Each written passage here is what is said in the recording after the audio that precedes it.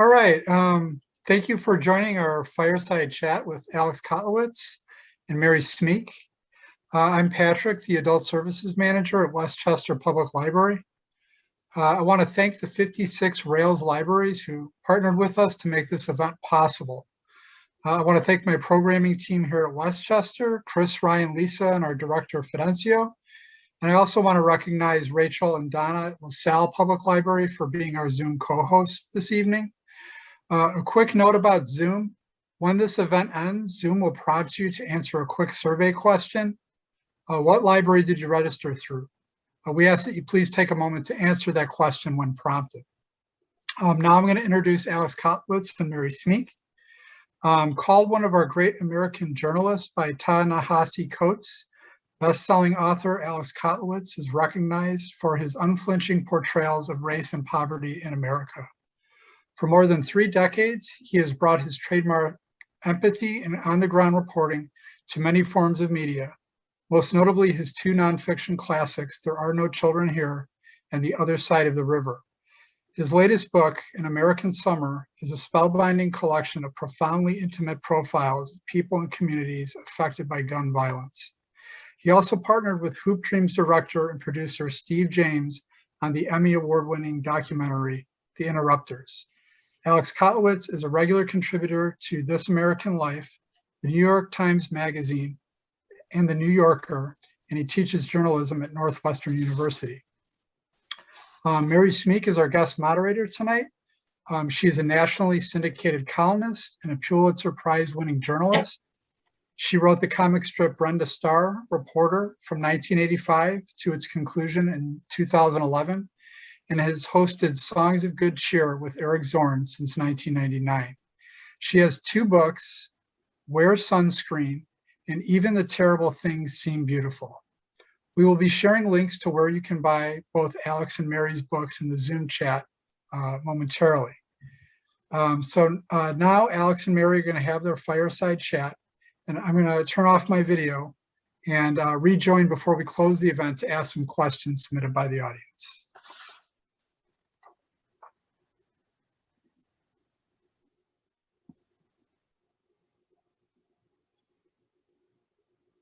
Okay, Alex, I think it's just you and me now. I guess by our fireside. It's great to see you in this Zoom venue. The description of this was that we were going to have a wide-ranging conversation, and we are.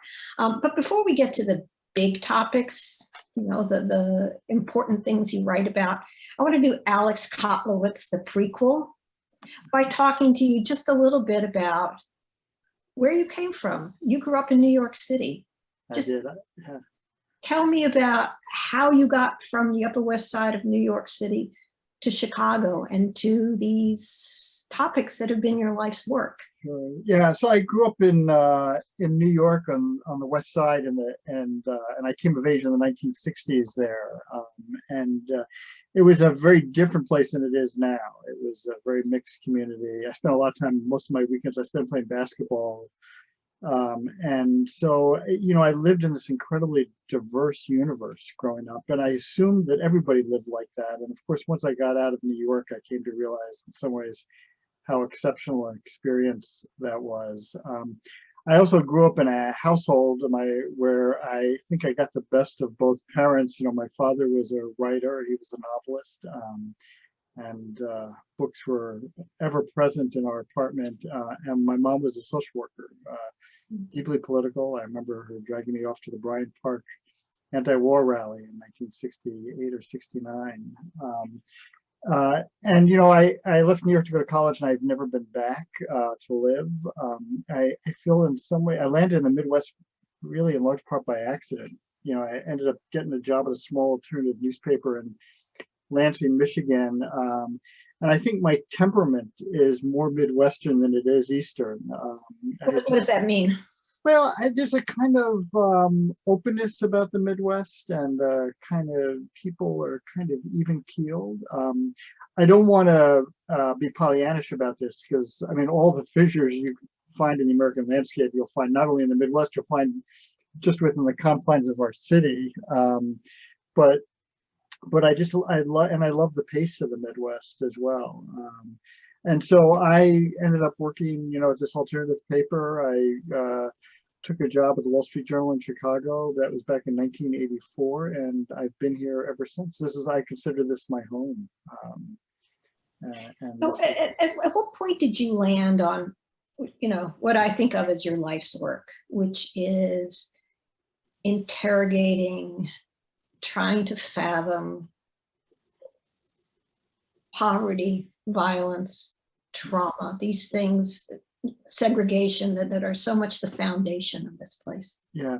So when I moved to Chicago and took a job at the Wall Street Journal, I didn't think I'd be there but a couple of years. I was not inclined to write about business, but one of the things I quickly learned at the paper is I was able to carve out a niche for myself and write about the very things I'm still writing about today. And I ended up spending 10 years there. But I remember it was 1987, 85, and there was a report that had come out by the Children's Defense Fund that indicated that 1 out of every 5 children were growing up in poverty, and there was a great to-do about it. And I had an experience. I had dropped out of school for a while and had worked as a community organizer on the south side of Atlanta. This is back in the mid-70s in what was then the second poorest census tract in the country, second only to Watts in LA. And I thought I was pretty savvy about life in our central cities, and I was really sort of upended by that experience, by the kind of profound poverty and also the deep racism that the people that I spent time with experience, and that those 8 months I wasn't aware of at the time were transformative. And so when I was in Chicago and this report came out, my first inclination was to go down to Atlanta and find some of the kids I had worked with, and it wasn't practically possible. So I did the next best thing, which was to go and spend time in a public housing project in the city. It was my first time in public housing. And again, I was completely upended. And I've got to say, if I'm being honest, I remember my first day there, I felt this deep sense of shame. Like, how could I not know? I mean, here, these projects were just 1.5 miles from my office, then downtown. And that sense of shame quickly turned to anger. And I think much of my writing, though not all of it, but much of it stems from a sense of anger or indignant fury. I always used to think, our friend Studs, always used to say, Studs Terkel used to say, if the community isn't doing all right, neither am I. And I feel like that's kind of what drives my work.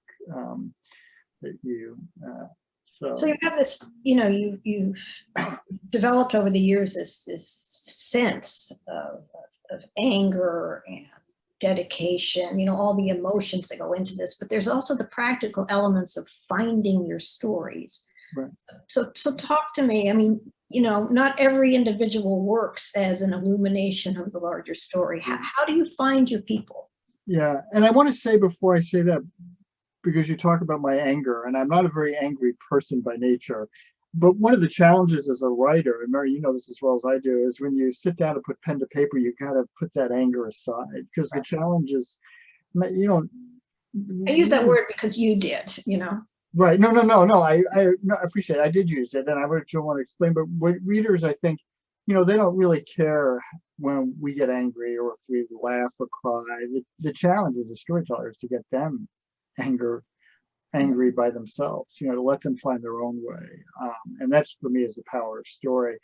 But yeah, you're right. Not everybody is. There's this kind of old adage out there that everybody's got a story to tell, and I would take issue with that. I think some people's stories are more interesting than others, and some people are better storytellers than others.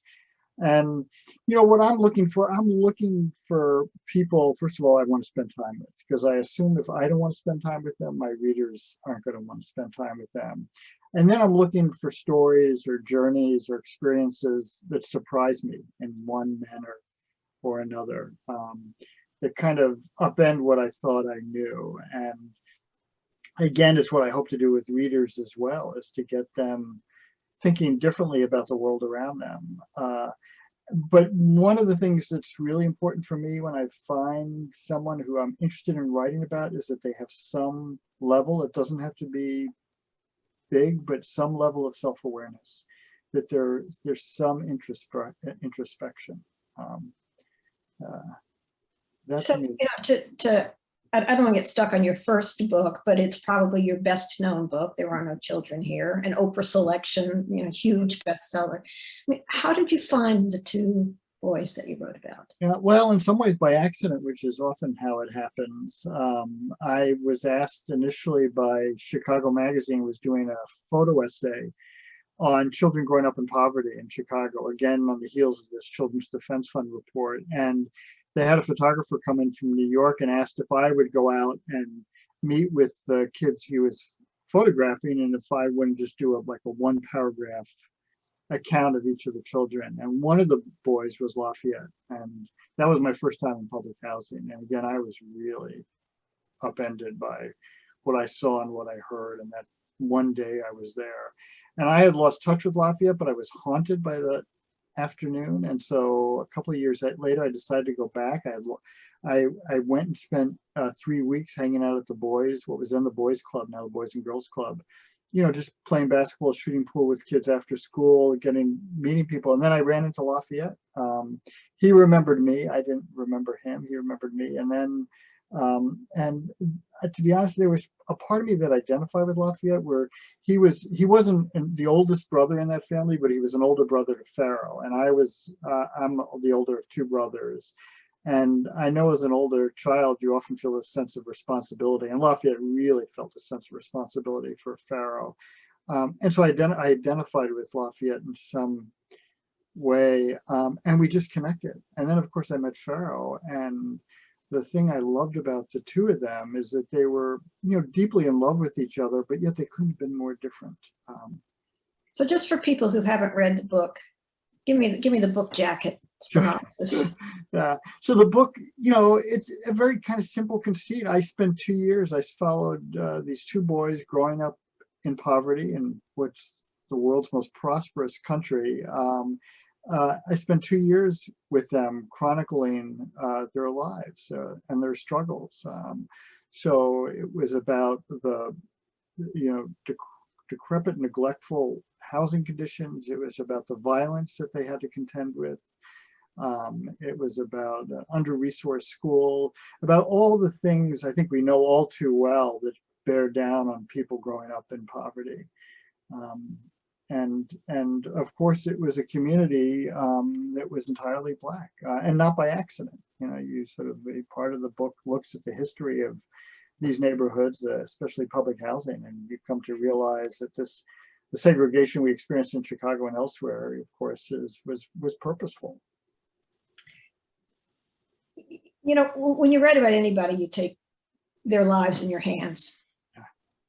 It is a very fraught experience, at least if you're paying attention. It should be a fraught experience, right? If it's not a fraught experience, you're not doing Right. it right. Yeah. Right. And being written about also changes something, not only for you, the writer, but it changes something for the people that you're writing about.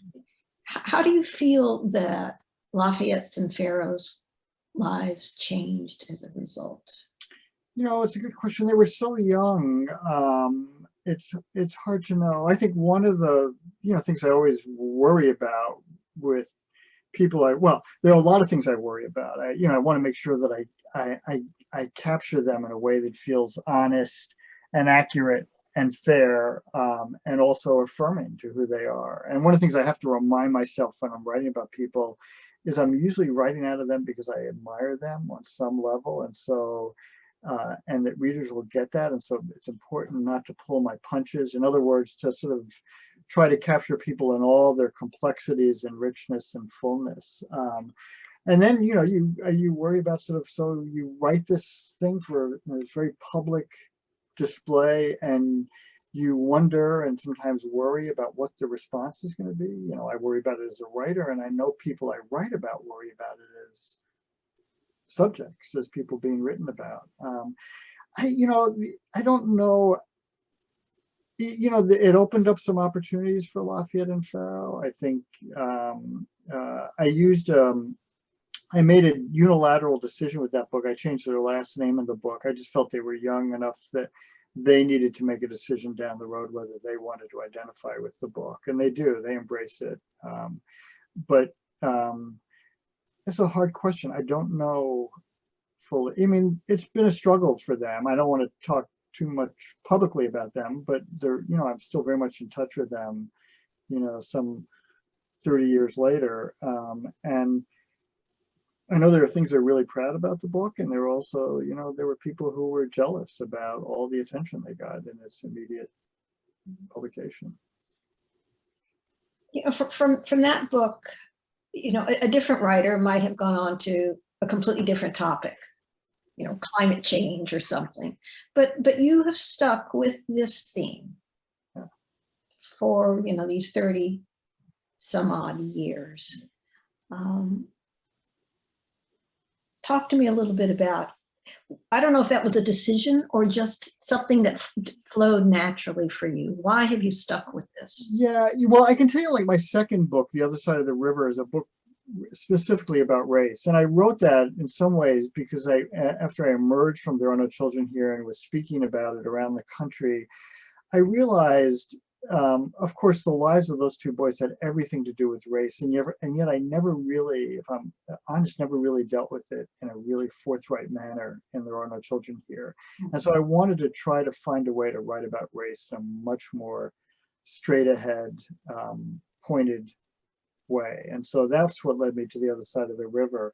It's funny, Mary, I mean, there are times where I find myself, I have other interests, and there are times that I find myself writing about other things, but I'm always brought back to this kind of intersection of race and poverty in this country because it hasn't gone away. I mean, I think for me, this as well as I do, one of the things that's so sobering is in some ways how little things have changed.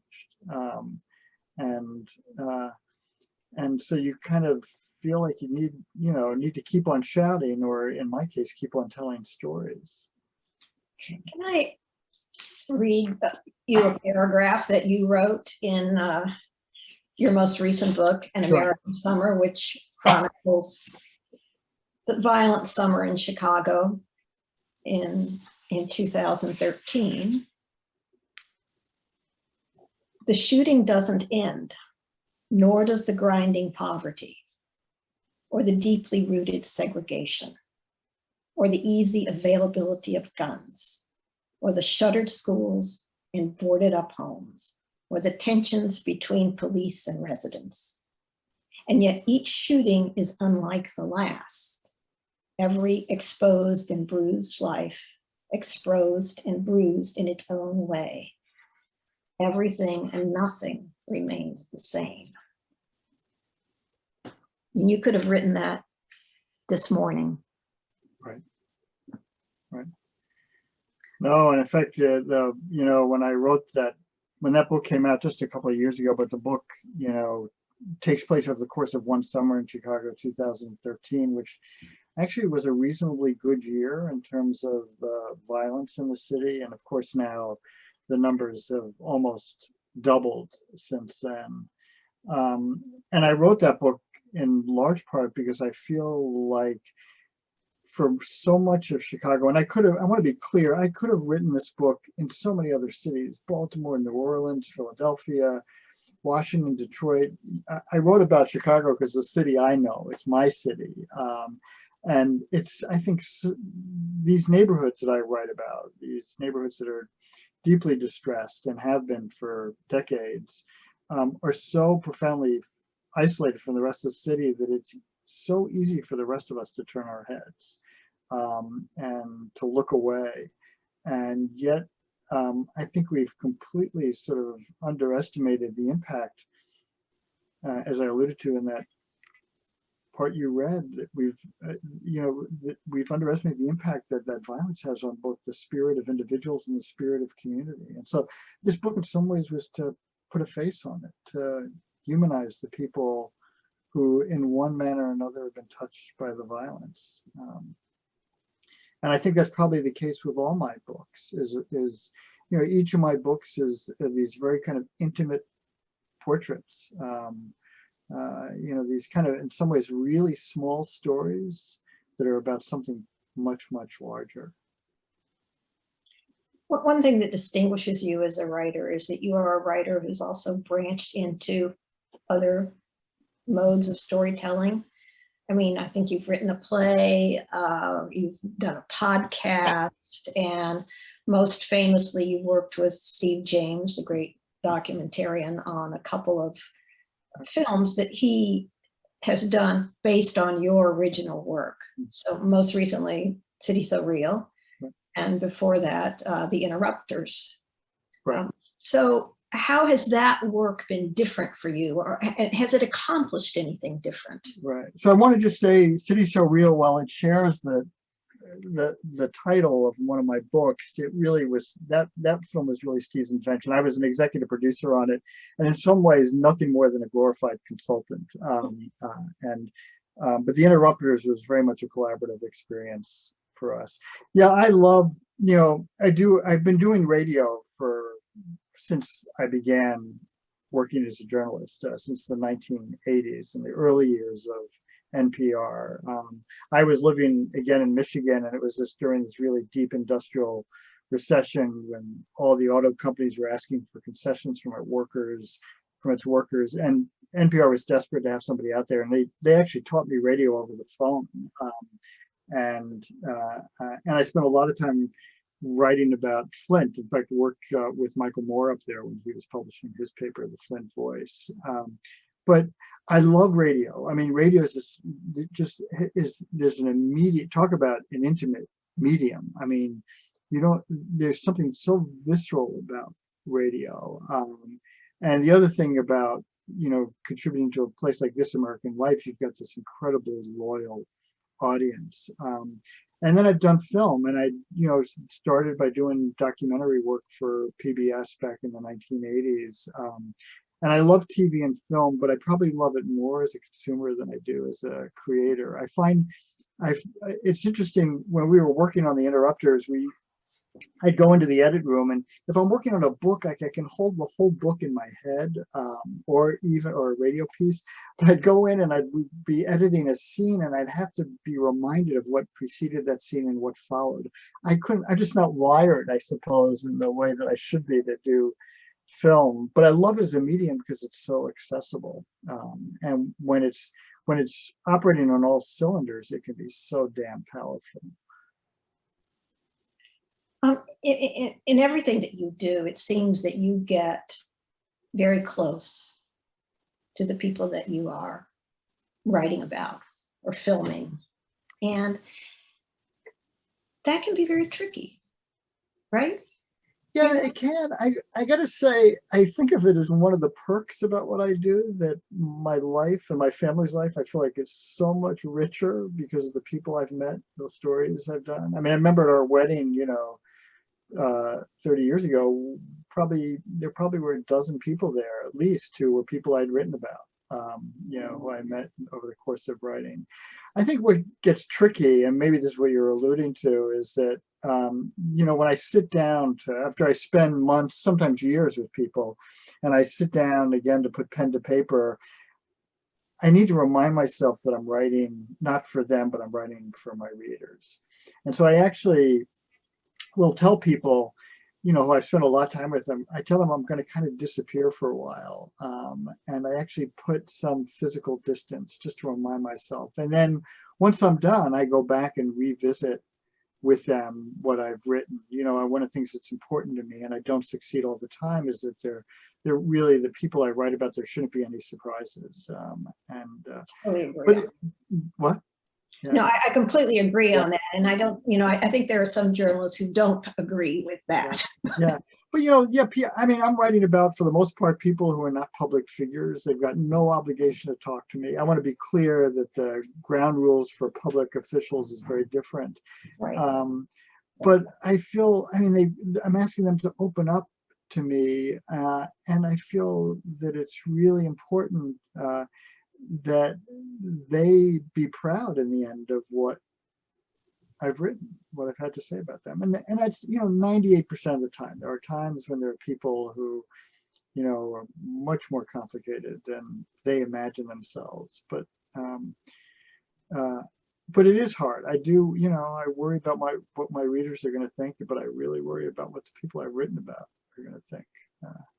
Well, you write in the introduction to An American Summer about how Pharaoh from There Are No Children Here came to live with you. Right. And eventually with you and your wife. Right. And, you know, that's a very intimate,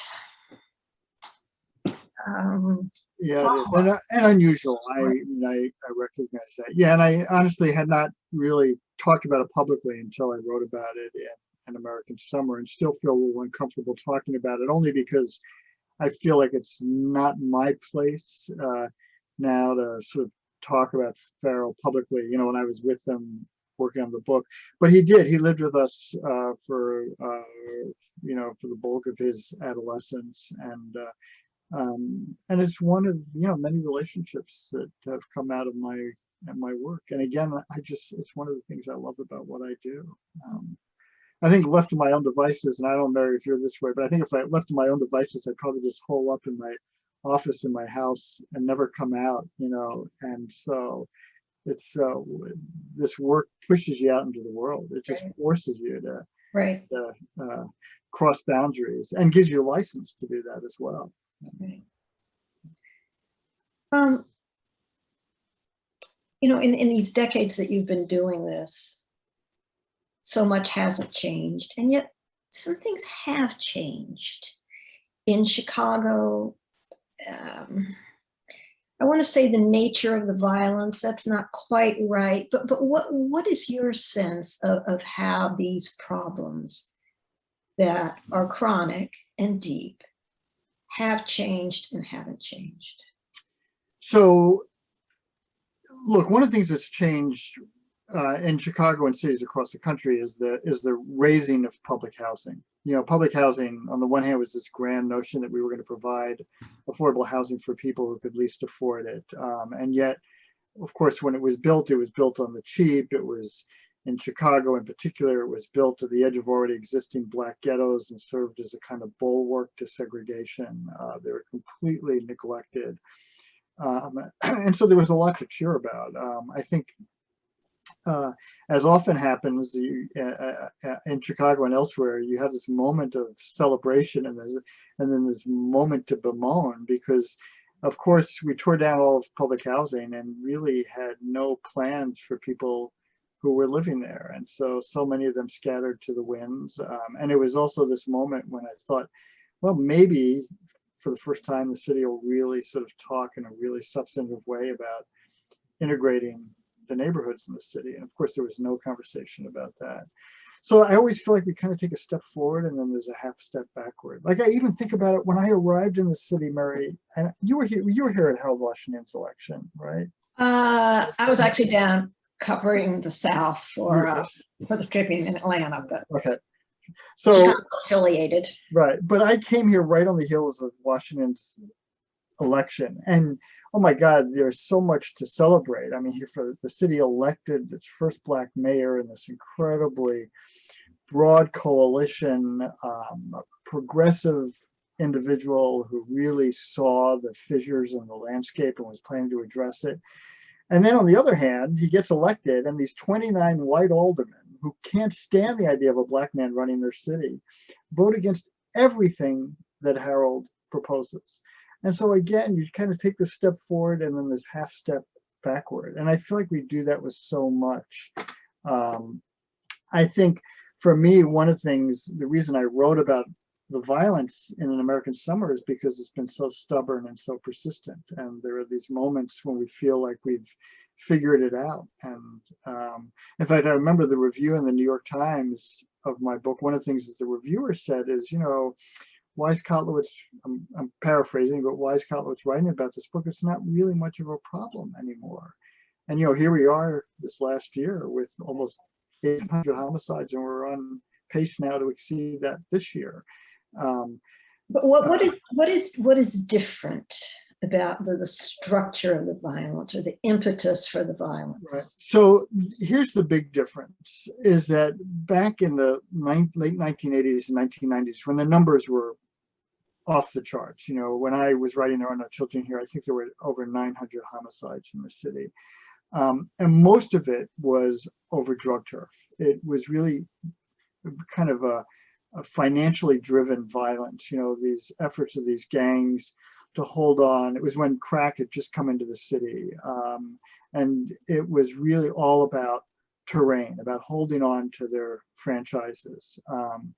And if you talk to the old timer, the old gang members, they have a romantic view of what happened. They just said, back then, at least we had control over, people. But I point out to them, it may have been the case, but the violence was sky high. What's changed is, those gangs have been broken up. And so now much of the violence is really interpersonal. I hesitate to use the word petty because that somehow diminishes what takes place, but they're often over arguments, over, someone talking to a girlfriend, or maybe someone breaking into a line.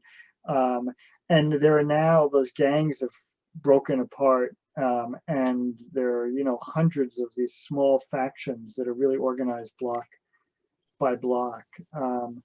The other thing that has changed, and I don't know the reason for this, and I think if I were the superintendent of the police, it'd be the single most question I'd want to answer.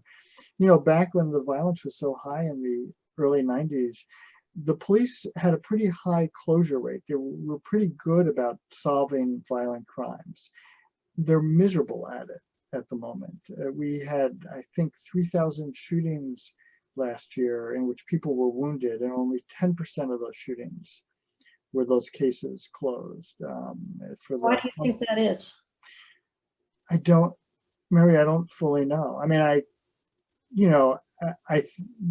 what you'll hear from detectives is, it's because people won't cooperate. And there's some truth to that. But though I think that, often the detectives will tell you that the reason people don't want to cooperate is because of this so-called no snitching culture. But the truth of the matter is people don't want to cooperate. And this is the vicious cycle, is because they don't feel safe, and they don't feel like the police can protect them because they can't solve the crimes. And so that inability to solve crimes, I think, makes it harder for the police to get to talk to witnesses to violent acts. And so, and yet we're unable to solve these violent crimes, and we crack down on all these small, petty crimes, until the ACLU intervened. There were thousands of stops of, but mainly young people of color in this city by the police, who would just stop people. I mean, I would see it time and time again when I was spending time in these neighborhoods. They would just stop kids coming home from school, and kind of interrogate them and body search them. And yet they were unable to do what I think is one of their most important jobs, which is to solve crimes. Chicago's not alone, but I will tell you that we're one of the worst in terms of closure rates in the country. Obviously, you are a white person, and you're a white person who had spent all of these years chronicling the lives of people who are not white. And I just wonder how you're feeling about that and your place in the storytelling universe, and may have evolved through these years. We are in a different time now, a different sensibility, different sense of what race means, and who should and could be telling the stories of people who are not white. No, there's this really vital conversation taking place, and it's an important conversation. But here's my thinking about it, and it's evolving. But I have a number of thoughts. I mean, one, given Mary, what you and I do, we go out into the world, and just by the nature of our work, we're outsiders. If not by race and class, by geography or religion or politics. It's the nature of this business. It's the nature of being a journalist, of writing nonfiction. And there are advantages and disadvantages to being an outsider. The disadvantage, of course, is you don't know the culture. You haven't experienced what those you're writing about have experienced. But there are advantages. You come in with a fresh set of eyes. You sometimes ask questions that people have stopped asking. And so I think it's really important that white journalists spend time in communities other than their own, and write about people who don't necessarily look like them. It seems to me really essential. I think the real question is, and people can ask that of my work, have you done it in a way that is honors the authenticity and the truthfulness of what is out there? Have you done it in a way that captures the spirit of the people you're writing about? The other thing, the flip side of this is, I got to tell you, is given all that I see and all that I hear, I mean, my other choice is to remain silent, and to remain silent for me seems complicit. I don't know that I could live with myself if I did that. And so I think it's important that we spend time in communities other than our own. The final thought I will say is that, when I was working on American Summer, I had this experience where I was invited to Stateville Prison, a maximum security prison near Joliet, to give a workshop on storytelling to the inmates there, most of them in their 40s and 50s, all in for violent offenses. And I had them do this really quick exercise to write about their prison cells. And I was so taken with what they wrote that I offered to spend time with them working and refining these essays. And one of them wrote about learning how to play the piano in his prison cell. He built a cardboard piano and played the music. He heard the music in his head. He got to play a real piano one Sunday every week. There was another one about who was a recluse, about what it meant to be a recluse in prison. So I worked with these guys for 10 months. They were beautiful, beautiful essays. We got some of them published in the New Yorker. We hired actors to read them and do them as a podcast. And it was something I so enjoyed, and it made me think that one of the things I'd like to do more of is not only tell other people's stories, but also find ways, as I did with these guys, to give them the tools to tell their own stories. That feels to me also really important. Another thing that I sense has changed recently among reporters, that there's a lot more discussion among journalists who cover complicated situations, whether it's violence or COVID, about the effect that it has on journalists. This feels new to me. I don't remember journalists ever talking about this before. And I honestly don't quite know what to make of it. But it does take a toll. It can, or it certainly can. Let's say that. It can take a toll. And I just wondered if, immersing yourself so much for so long in these difficult aspects of life has ever just left you depressed. I mean, just this feeling of, oh my God, we're never going to get out of this. Yeah, it's not so much that it's not this kind of meta or depression, but it's very personal. And I will tell you what I experienced working on this American Summer.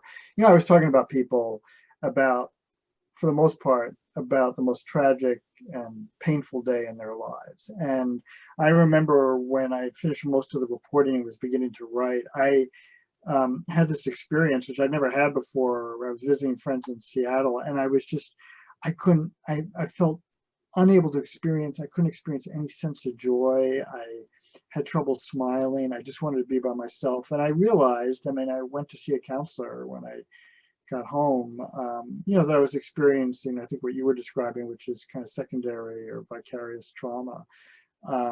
And there's no question, I think, that for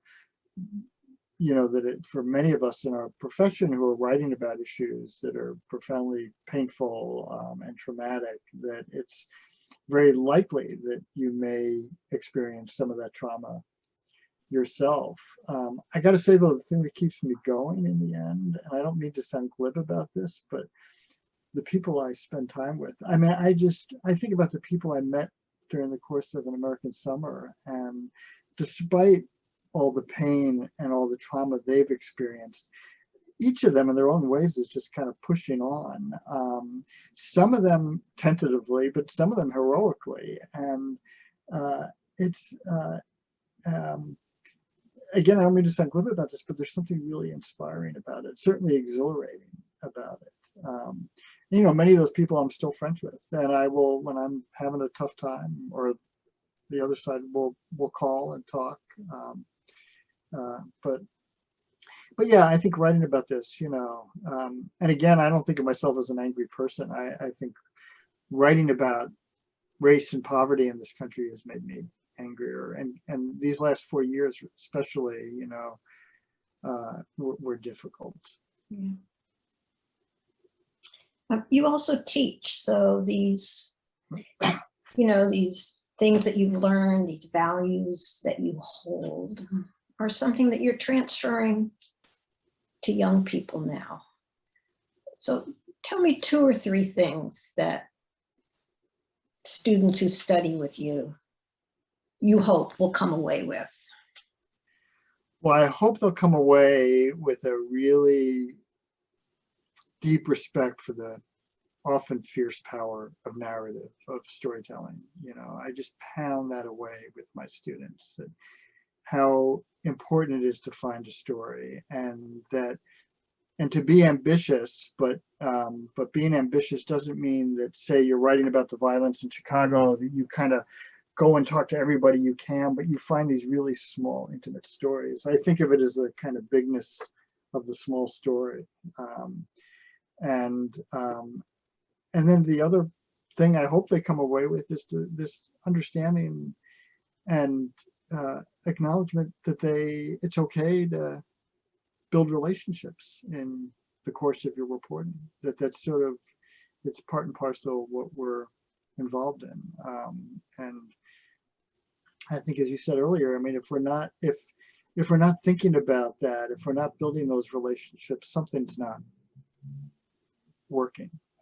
What are some things that you may find yourself arguing with students about, where you sense that there may be some generational shift here about how to approach stories, how to approach journalism? I think one of the things I wrestle with is my students will often, I will sometimes hear from students, mainly in their anonymous critiques at the end of the class, that Kotlowitz just wants us to get us all to write like him. And what I tell them is, and I'm very upfront about this at the beginning of class, is that one, I'm going to pare their writing down, just strip it bare so that they can build it back up and that they will find their own style. And also, the other 2 things is, you know, they're all so eager to find their voice. And I tell them they're going to find their voice not in their writing, but in their reporting and what they choose to write about and the depths of their reporting. And that in the end, we don't really care about them. I mean, if they're in a story, we shouldn't or don't really care to know about them. But I think the hardest thing, honestly, Mary, and you know this as well as I do, is the landscape for our profession has changed so dramatically over the past 10 years. I was about to get to that. Yeah. So, well, this is a good segue, but everybody's so whether journalism, Alex. Everybody's finding a place to land, you know, and, you know, you and I have talked about this, but, you know, I'm so profoundly worried about what I see as the kind of slow dripping away destruction of local journalism. You know, I don't know how we have a democracy where we don't have a vital, robust press. And the New York Times, the Washington Post, the Wall Street Journal, they're not only going to survive, they're going to thrive, but it's everywhere else. And of course, you know, we see it here in our own city, in your paper, which is about to be purchased by a hedge fund, notorious for stripping newspapers of the most valued resource, which is their reporters. I just don't know. I don't understand how this democracy will not begin to sort of crumble if we can ensure that we've got a robust press in all our cities and towns. That just seems so essential. And I'm actually kind of surprised at the lack of concern. I mean, we see it again here in Chicago, you know, that no civic leader stepped up to try to rescue the Tribune. If it had been the Art Institute that was falling under, I think people would have been stepping over themselves to try Maybe to. there's some good-hearted, civic-minded billionaires who are on this Zoom. You still have about 10 days, my friends. I know we're going to open this up to questions in a moment, but before we get to that, what would you like people who are here tonight for this fireside chat to leave thinking about? Well, I guess, you know, given what I write about, much of what I write about, I think it's outside of what's happening to local journalism, my other two big concerns in this country is the growing economic divide, and you see this profoundly in our city of Chicago, and also to sort of underscore that race still very much matters here in America. I mean, those are two subjects I've been writing about. I wrote about when I began in this profession, and I will continue to write about, because they still, I think, especially race it's the most profound figure in the American landscape. Before we get to questions, let me ask one more question. If you were going to recommend one book to help people understand race in this country that is not a book of yours, what would you recommend? Book about race that I would recommend. God, there's so much wonderful stuff out there.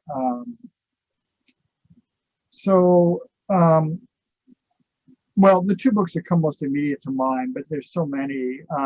One most recently is Isabel Wilkerson's Caste, which is a really must read, and I'm not entirely convinced that we need another lens through which to look at race, but the beauty of that book is it still reminds us why race still so much matters. And I think for me, one of the most chilling things about that book is a section when Isabel writes about how Nazi Germany used Jim Crow as its kind of blueprint, relied on it to create the Nazi Germany.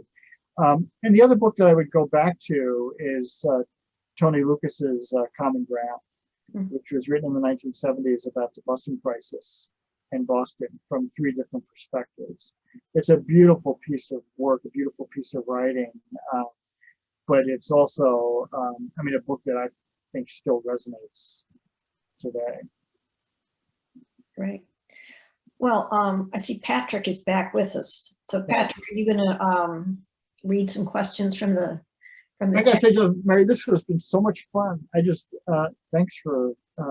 It has. I mean, you ask me stuff I don't get asked a lot, so good. Yeah. I feel my journalism cred has been redeemed. Oh, come on! You don't need me to give you journalism cred, but yeah, thanks.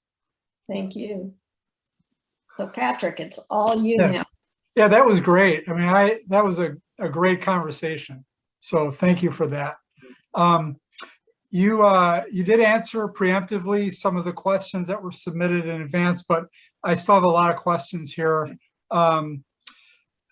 Alex, you were quoted in the Tribune as saying that empathy is the centrifugal force for both storytelling and communities. What did you mean by that? Right. So let me be clear about what I mean by empathy, because it's very different from sympathy, which is feeling sorry for someone or taking pity on them. And empathy is all about this ability to imagine yourself as someone else, to put yourself in the proverbial shoes of someone else, to be able to look at the world through their eyes, not to excuse them for what they've done or not to justify what they've done, but rather to come to understand why people make the choices they do. And so storytelling, it's essential to any good story. I mean, this notion of empathy, this ability of the reader to kind of, fiction and nonfiction, to stand in the shoes of the people you're reading. You sort of begin to experience it along with them. But it's also the central force of community. It's what holds us together. And God knows these last 4 years, we are a country that has really lacked empathy, especially from the very top.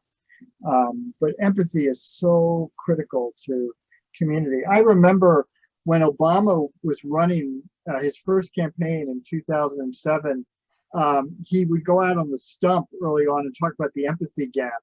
I think he started talking about it because I think he figured nobody will know, eyes were rolling, nobody quite knew what he was talking about. But what he was basically saying is that we've got to find a way to imagine ourselves as each other. Especially in this country, the great paradox of this country is we like to think we're all in it together, and yet we lead such disparate lives. We live with people who look like us, who sound like us, who think like us. And so it takes a real effort, both physically and spiritually, to spend time with people other than your own. So.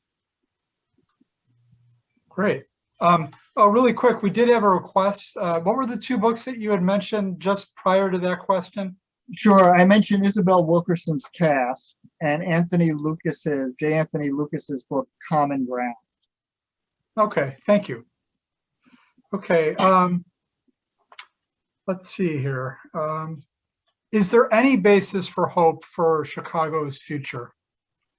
Well, look, I'm not necessarily a natural optimist, but hope is, look, first of all, to tell stories, you got to have hope. I mean, it's the very act of storytelling is an act of hope.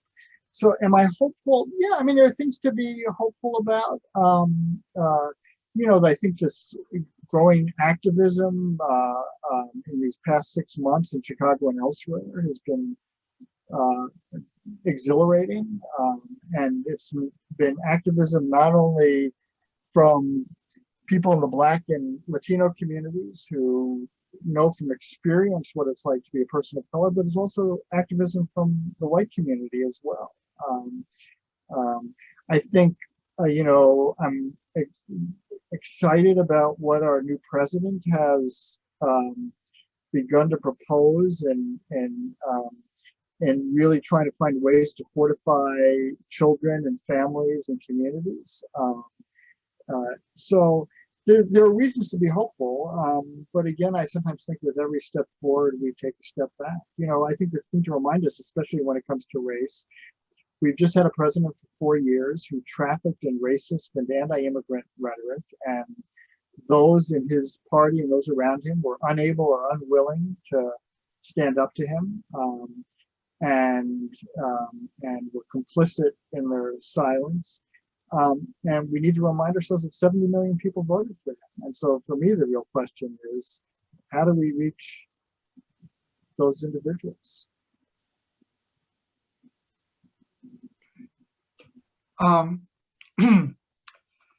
What would you like to see the city focus on to combat community-wide trauma?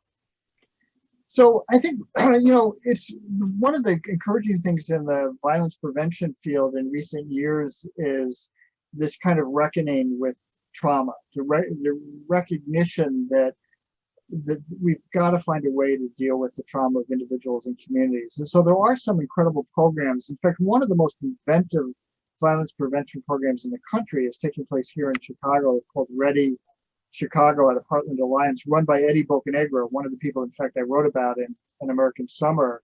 And, the program, it's kind of, some of it is a kind of simple idea, but, they work with young men who are for one reason or another likely to be involved in the violence in the city. And they provide jobs, which is nothing new, provide employment. The work is really important to a sense of self, a sense of identity. But the other thing they do is that they're required to participate in cognitive behavioral therapy, in this case, in group therapy, to really begin to sort of grapple with the trauma of what they've experienced. And Ready Chicago is not the only organization out there doing this, but it is one of the most inventive ones. There's a great program in Philadelphia called Healing Hurt People, run by a emergency room doctor, Ted Corbett, who and what they do is they work with young men who have been shot and who undergo intensive counseling. And I've talked to some of those young men, And I got to say, they are so self-aware of what they've been through. It's like talking to a veteran having returned from combat in Afghanistan and Iraq who's undergone counseling and therapy. I mean, that equal sense of self. This is kind of a related question, and it refers to the documentary you did. Have the interrupters done well in their lives? I know you just mentioned Eddie. I think he was in the interrupters. Have you kept in touch with the other ones? Have they done well? No, yeah. So there, the film revolves around three individuals, three violence interrupters: Eddie Bocanegra, Amina Matthews, Kobe Williams, and they're all doing really well. Eddie is, he's running this program. He, if you remember the film, there's this beautiful social worker, and they end up getting married after the film came out, and they're now expecting their seventh child. And Catherine is now a professor at Jane Addams School of Social Work. They're remarkable. Kobe's still working with Cure Violence, which was formerly Ceasefire, and Amina is still active on the South Side, just doing amazing work. She, in fact, ran for Congress against Bobby Rush. So yeah, they're all doing remarkable work. I just have so much admiration for the three of them. That was one of the most enjoyable projects to work on, in large part because of Eddie, Amina, and Kobe. Yeah, it was a great documentary. Thanks. Okay, here's one about your writing. How do you manage to write in such an earnest and non-didactic manner? I find that I read your work with the same enthusiasm of reading fiction. Okay. Well, thanks. I'm not sure I would describe my writing as earnest, though I may be earnest. But thanks. I mean, I think the challenge, I read more fiction than I do nonfiction, and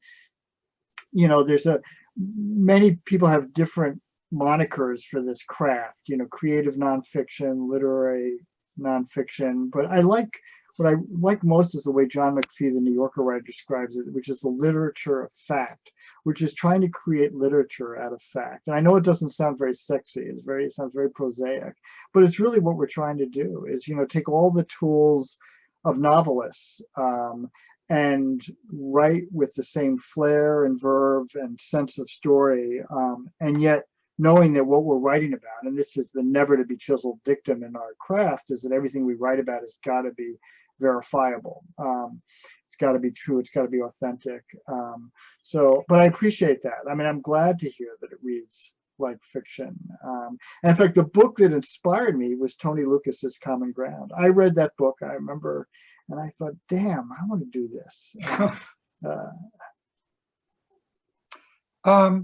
Who do you write for? Who is your target audience? I get asked this a lot, and I'm not sure I have a really clear answer for this. I guess, in the end, I'm writing for people who might not have reason to spend time with the people I'm writing about, that they might not be a part of their lives. But having said that, I got to say that one of the most rewarding things, reactions to my books, is often what I hear from people who read my stories, and it kind of affirms their own experiences. And people will just come up and say, thank you for telling my story. But I suppose in the end, when I'm sitting down to write, I'm imagining people who wouldn't have reason to spend time in the communities that I'm spending time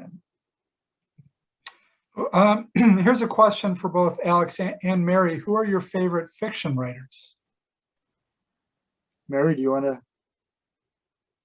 I have real trouble answering that question. I mean, I'm a big fan of Alice Munro and her short stories, though I don't generally love short stories. It's easier for me to name 3 books that I've loved lately, and I will name them. Deacon King Kong by James McBride, This Is Happiness by Niall Williams, and The Overstory by Richard Powers. Right. Alex, what about you? Yeah, I think I have a hard time too. I was just making a note to myself to think about. I mean, it's all, the writers who I feel like I've discovered in recent years are the writers that I think most about at the moment. So I just discovered this novelist last summer, Andrew Krivak, who's written 3 books, The Bear, Sojourn, and The Signal Flame. And he's just a beautiful writer out of Boston. Jesmyn Ward, I would read anything Jesmyn Ward writes. I mean, her work is just remarkable. Talk about empathy. Oh my God, I just, and then there's a writer, Howard Norman, whose work I love. He's kind of very quiet novelist, quiet writer, I should say, whose work I love. Alex, how did you become interested in education? In addition to, writing books, and how did you wind up teaching journalism at Northwestern University? Yeah, I mean, in part by accident. I, was asked 20 years ago to come teach a class at Northwestern, and I ended up staying. And I love it. I mean, it's been, times I feel conflicted because it does compete with my own time to do my own work. But I love my students. And I've been doing it now long enough, and this is what I didn't quite expect, is that, there are many of those students that become a part of my life, and I'm just really, I feel like a proud parent. I have to be careful with them. I'll sometimes email them and I'll say, I know it's not my place, but I'm so damn proud of what you've just done. Students who've gone on to write books, who are professors, who work for magazines. That's been just so rewarding. And I love to, one of the things I just love, and I teach in a quarter system, so it's not a lot of time, but you often see a lot of growth just in those 10 weeks. And I sometimes will tell them, you should go back and take a look at the first thing you did in this class. Cool. Has your readership or audience size changed or shrunk with the rise of digital media? Well, I don't know that digital media is what competes with me, because, my books are available on Kindle, or, they're available on audio. The book business is still pretty, and surprisingly, but still pretty vital, which is really encouraging. And I was really concerned for a while there that the book business was really going to shrink, but people are still reading. And book sales during the pandemic were actually pretty high. I was just talking to my agent the other day. I think his concern is that they're going to begin to drop off again. But so I'm encouraged by the fact that there's still a lot of readers out there. And the new kid on the block is podcasts, and I don't know that they compete with books, but I do think some of the most original and imaginative nonfiction storytelling is taking place on podcasts. Cool. Okay, here's one that came in through the chat. It says, how does Alex explain why he was accepted and often protected by many of the gangs in the city? Well, it's, look, one thing is I spend a lot of time with people, and I want to be clear. I don't walk into communities and just simply walk down the street and introduce myself. Hey, I'm Alex Kotlowitz. And because I can tell you that, 9 times out of 10 people are going to say, I really have no interest in talking to you. I don't know who you are. And so what I do is, I look for people or institutions that have some respect and dignity, who are kind of my guides. And so The Interrupters, the film, is actually a really good example. The access we got in those communities had everything to do with Kobe, Eddie, and Amina. I mean, once we won their trust, they were our portals into these neighborhoods. We never would have had the access had it not been for them. And that's the case with all my books. With There Are No Children Here, I mentioned I spent time at the Boys Club. Well, Major Adams, who ran that club, he took me around, and one of the things, unbeknownst to me at the time, was introduced me to the gang leaders there and told them who I was, and just said, keep an eye out for them. And they did. It was, I wasn't a threat to them, but it has everything to do with building relationships and building trust. And one of the things that's important to me is I'm asking people to be honest and open with me, and I feel it's equally important that I be as open and honest as I can with them as well. Okay. Well, that is all the questions that I have. for you. I really enjoyed, just listening to you guys talk. Mary, those were some great questions. And I think that concludes our program tonight. I think Ryan is going to share the links to where people can buy your books again in the chat really quick. And Patrick, can I just give a quick shout out to libraries? Because you Oh, guys, yeah. oh my God, I'm sure like Mary, it's right. It was my refuge as a adolescent. Absolutely. I'm my library on 83rd Street and Amsterdam Avenue, and I remember coming out of that library down those cement steps, with we were allowed, I think, 6 books at a time back then, and it was my license into the, my entree into the world. So anyway, just thanks for all the work you guys do. Yeah. Well, My library in Macon, Georgia, the great refuge after school. That's very, very nice to hear. You're welcome. Okay, well, thank you again very much. I want to thank everybody who participated and just remind everybody to respond to the survey when we close the event momentarily. So thanks again. It was good talking with you guys. Thank you, Alex, for making it fun and easy and informative, and to everybody who came. That was right. Yeah, this was wonderful. Yeah. Great. okay. All right. Have a good evening. Thanks. Thank you all. Thanks. Okay.